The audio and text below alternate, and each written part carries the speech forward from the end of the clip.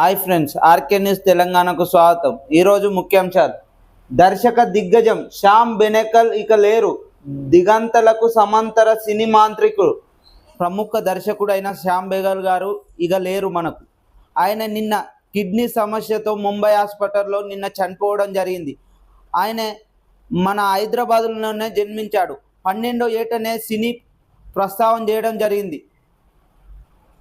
భారతీయ చలనచిత్రాన్ని ప్రపంచ కాంతిగా నిలబెట్టాడు.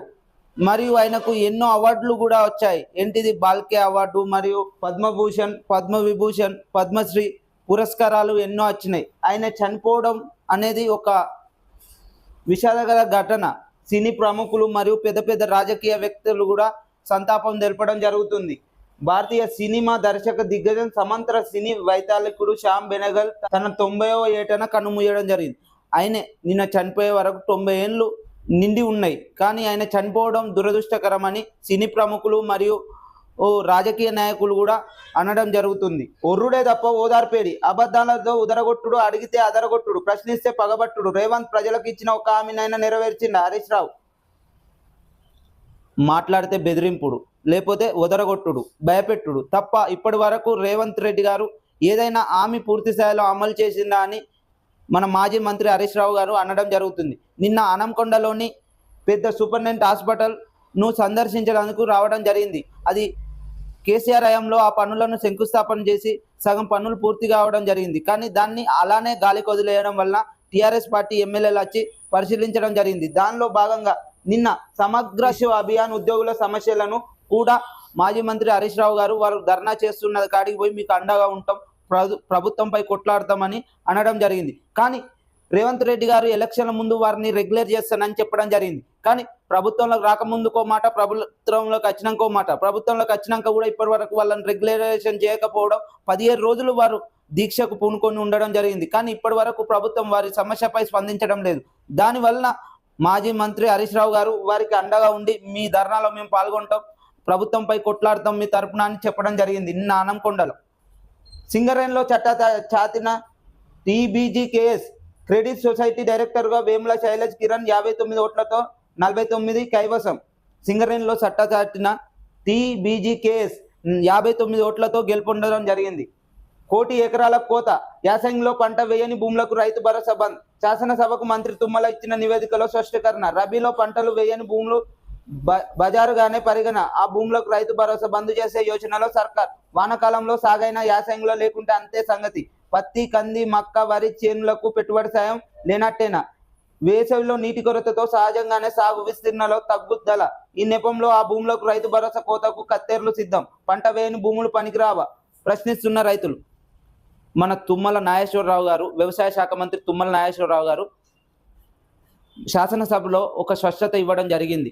యాసంగిలో పంట వేయని భూములకు రైతు భరోసా ఇవ్వలేమనే ప్రక్రియ నడిచే ఆలోచనలో ఉంది రాష్ట్ర ప్రభుత్వం. అంటే వానాకాలంలో వేసిన పత్తికైనా మొక్కజొన్నకైనా వీటికైనా ఇచ్చే యోచనలో లేదని తెలియడం జరుగుతుంది. అంటే పత్తి వేసిన వారు రైతులు గారా, ఒక పంటే ఉంటుంది కదా పత్తి, అంటే ఎండాకాలం వారికి రైతు భరోసా లేనట్టేనా, ఇదేనా అని రైతులు ప్రభుత్వాన్ని ప్రశ్నించడం జరుగుతుంది.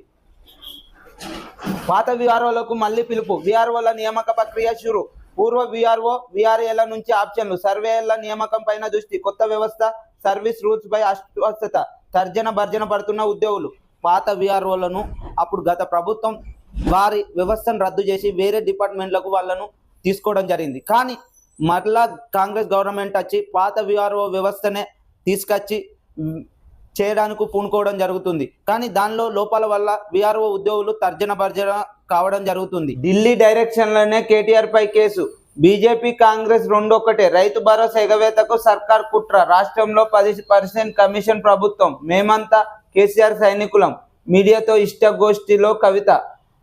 ఎమ్మెల్సీ కవిత గారు అనడం జరిగింది. ఢిల్లీ డైరెక్షన్లోనే ఇక్కడ రేవంత్ రెడ్డి గారు మరియు ఢిల్లీ కేంద్ర ప్రభుత్వంలో ఉన్న బీజేపీ డైరెక్షన్లోనే రేవంత్ రెడ్డి గారు కేటీఆర్ పై కేసు పెట్టేందుకు సిద్ధంగా ఉన్నాడని ఎమ్మెల్సీ కవిత గారు ఆరోపిస్తున్నారు.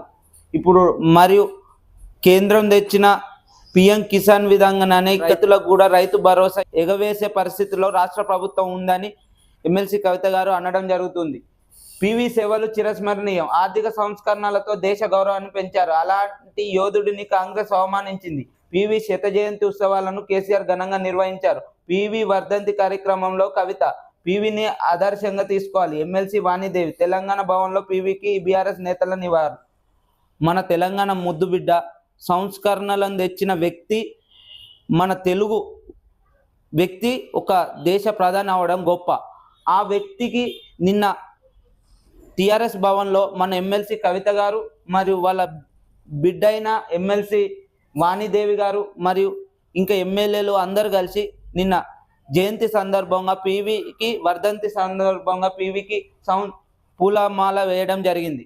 మైత్రి మూవీస్ పరిహారం 50 లక్షలు. అల్లు అర్జున్కు నోటీసులు. నేడు విచారణకు రావాలన్న పోలీసులు. శ్రీతేజ్కు మైత్రి మూవీస్ సాయం. ప్రస్తుతం జరిగింది ఏంటంటే అల్లు అర్జున్ గారు ప్రెస్ మీట్ పెట్టడం జరిగింది.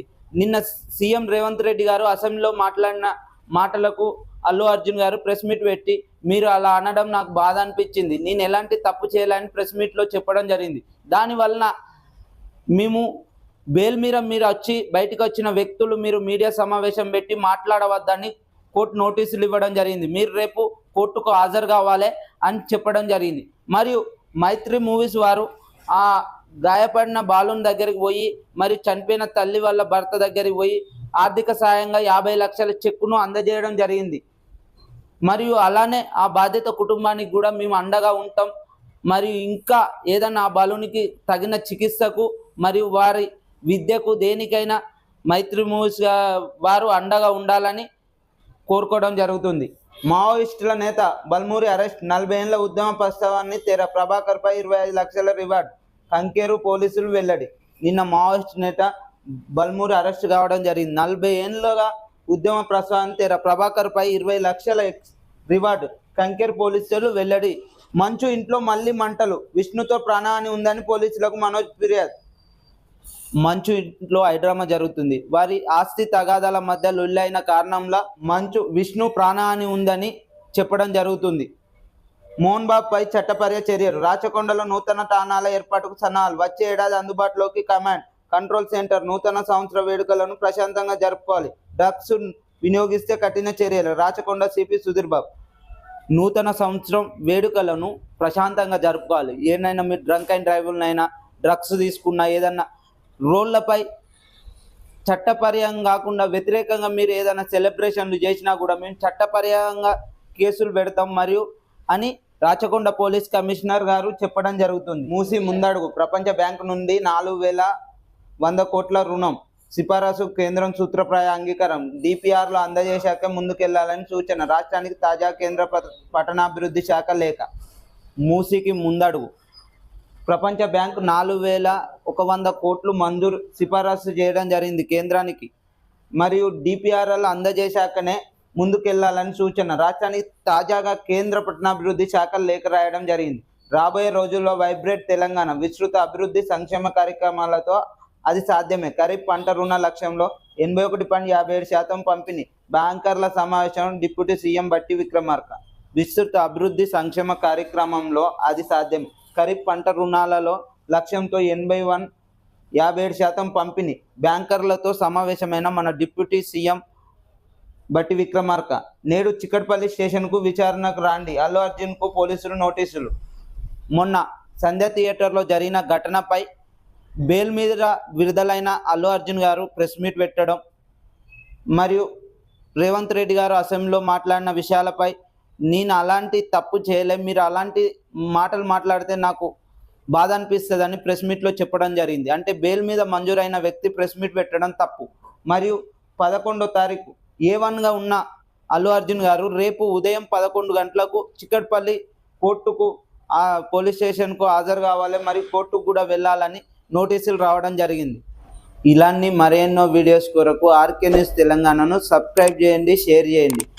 మీ సపోర్ట్ ఎల్లవేళలా ఉంటే మరిన్ని వీడియోస్ చేసేందుకు ముందుకు వస్తాను.